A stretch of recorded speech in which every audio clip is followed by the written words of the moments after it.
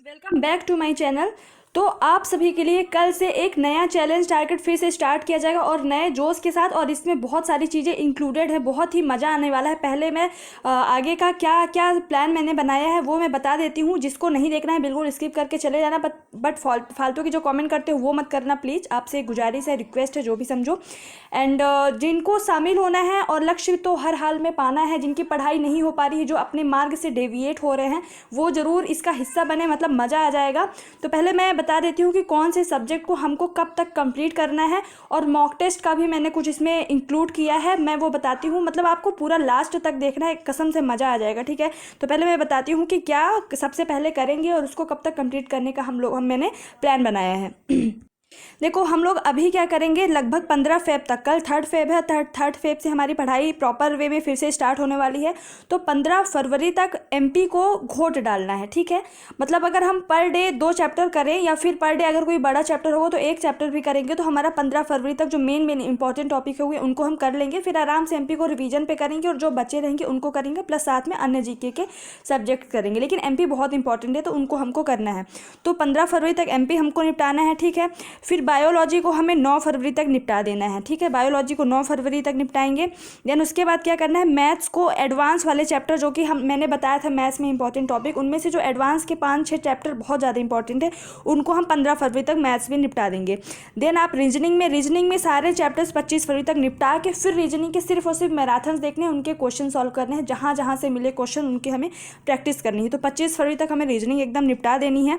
Then English को हमें 5 मार्च तक निपटाना है, क्योंकि इंग्लिश में वोकेबलरी भी 5 नंबर की आएगी, और मैं बहुत अच्छे से वोकेबलरी कराऊंगी। आज 3rd सीरीज आएगी, मतलब वोकेबलरी मैं ऐसा कोशिश करूंगी कि फंस जाए सारी, कोशिश कर सकती हूँ मैं, बाकी मैं गारंटी पता नहीं, मतलब आई डोंट नो क्या होगा, बट मैं अपनी तरफ से कोशिश जरूर कर सकती हूँ। प्लस आपको 20 नंबर की क्या करनी, ग्रामर करनी है। तो 5 मार्च तक आपको इंग्लिश करना है। फिर क्या करना है, हिंदी 3 मार्च तक कंप्लीट करनी है, वोकेबलरी भी हिंदी की, यानी कि पर्यायवाची, तत्सम, तद्भव और कहावतें जो हो गई, विलोम शब्द है ना, ये वगैरह वगैरह, और ग्रामर भी सब मिला के 3 मार्च तक। इंग्लिश को आपको 28 फरवरी तक कंप्लीट करनी है, उसके बाद सिर्फ ऑब्जेक्टिव लगानी है, और साथ में थोड़ा बहुत रिवीजन। इसी तरह सामान्य प्रबंधन डेली के 1 से 1.5 घंटे दे के 28 फरवरी तक आप जिस भी थ्योरी बुक से पढ़ते हो थ्योरी पढ़ो, और साथ में एमसीक्यू लगाते जाओ। तो इस तरीके से मेरा ये टारगेट है कि लगभग 5 मार्च तक मैक्स ऑल सब्जेक्ट मतलब कंप्लीट हो जाए। उसके बाद सिर्फ हमको रिवीजन पे, फिर मैं रिवीजन के लिए अलग से प्लान बनाऊंगी। बहुत लोगों का कमेंट आया, मतलब सिर्फ 2 दिन के लिए ये टारगेट चैलेंज बंद हुआ था वीडियो, लेकिन बहुत लोगों का कमेंट आया कि प्लीज़ पढ़ाई हमारी अच्छे से नहीं हो पा रही है। तो मैं समझ सकती हूँ, कल से फिर से हम नए जोश के साथ स्टार्ट करेंगे। तो देखो कल का आप लोगों का टारगेट क्या है, और किस टारगेट को कितने घंटे देना है, मिनिमम या मैक्सिमम, वो भी मैं बताती हूँ। सबसे पहले जीके। तो जीके में क्या करना है, एमपी की जनगणना पढ़ना है। लगभग 45 से 50 मिनट का ये टॉपिक रहेगा।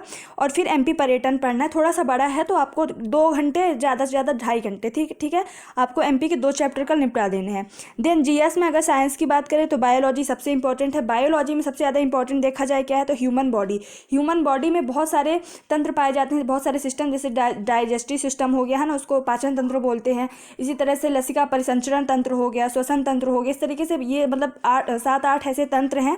तो ह्यूमन बॉडी आपको कंप्लीट, भले 3 घंटे लग जाए, पर कल ह्यूमन बॉडी आप लोग कंप्लीट कर लो। फिर उसके बाद रिवीजन का भी मौका कुछ दिनों में मिलेगा।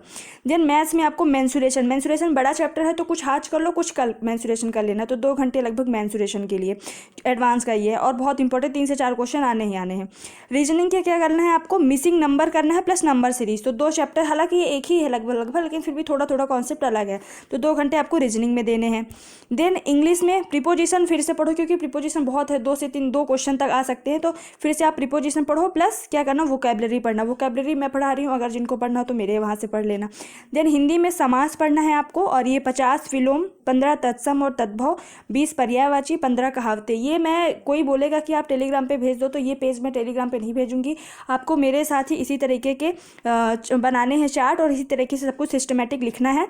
और जब कल जैसे जीके एमपी के 2 चैप्टर हो जाए तो टिक कर लो, 1 मिनट ऐसे टिक कर लो, फिर टिक कर लो, ठीक कर लो। जितने ज़्यादा टिक्स लगते जाएंगे उतने ज़्यादा आपको मज़ा आता जाएगा। एक नशा हो जाएगा कि मुझे ऐसे सारे टिक, मतलब कि सभी सब्जेक्ट में ऐसे राइट का टिक होना है ना, करना है। देन कंप्यूटर में लगभग 45 मिनट दोगे आप, तो शॉर्टकट की जो आती हैं उनको पढ़ना है, और प्लस 10 एब्रीविएशन यानी जो संक्षिप्त रूप होते हैं वो पढ़ना है। सामान्य प्रबंधन में आप किसी भी बुक से, कोई भी बुक हो, 1 घंटे उसको थ्योरी दो, उसके कॉन्सेप्ट समझो, है ना, और फिर 50 क्या करना है, MCQ लगाना है। सिर्फ MCQ के चक्कर में मत पढ़ना, क्योंकि क्या पता कॉन्सेप्चुअल क्वेश्चन पूछ लिए जाए सामान्य प्रबंधन से, तो निपट जाओगे, बता रही हूँ मैं, बार बार कह रही हूँ। फिर देखो लगभग आपके 13 घंटे में ये 8 के 8 चैप्टर्स बहुत अच्छे से कंप्लीट हो जाएंगे, 8 सब्जेक्ट सॉरी। और क्या करना है, मॉक टेस्ट आज मतलब जितने लोग मॉक टेस्ट लगा रहे हो, भले आपके 120 आ रहे हैं, भले 130 आ रहे हैं, आप लिख लो कहीं पे, कहीं भी कॉपी में साइड में। टारगेट ये रखना कि देखो कल फ्राइडे है और एक हफ्ते बाद जब पूरा टारगेट करने के बाद, एक हफ्ते के टारगेट के बाद 9 फरवरी को मतलब दूसरा हफ्ता स्टार्ट होगा, मतलब एक हफ्ते कंप्लीट होंगे। तो क्या करना है, कम से कम आप टारगेट रखो कि 15 नंबर आपके बढ़ने चाहिए, है ना, 15 नंबर आपके बढ़ने चाहिए। मतलब अगर पर सब्जेक्ट 2-2 नंबर लेके चलो तो कम से कम 16 नंबर बढ़ने चाहिए। तो कम से कम 15 या 16 नंबर आपके मॉक टेस्ट में बढ़े। अगर 130 आ जा रहे हैं तो आपके अगले उसमें कितने आना चाहिए, लगभग 145 से 146 नंबर आने चाहिए। किसके कितने भी आ रहे हो, पर आपको टारगेट रखना कि कम से कम मेरे 15 नंबर बढ़ने चाहिए। इतना ज़्यादा जब टारगेट कंप्लीट करोगे तो हफ्ते भर में, तो आपका ऑब्वियसली बढ़ेंगे नंबर, है ना। तो ये रहा मेरा प्लान। आई होप कि आप लोगों को पसंद आया हो। सो चैनल को सब्सक्राइब करना ना भूलें डेली ऐसे ही अच्छी वीडियोस पाने के लिए। Thank you so much. जय हिंद, जय भारत।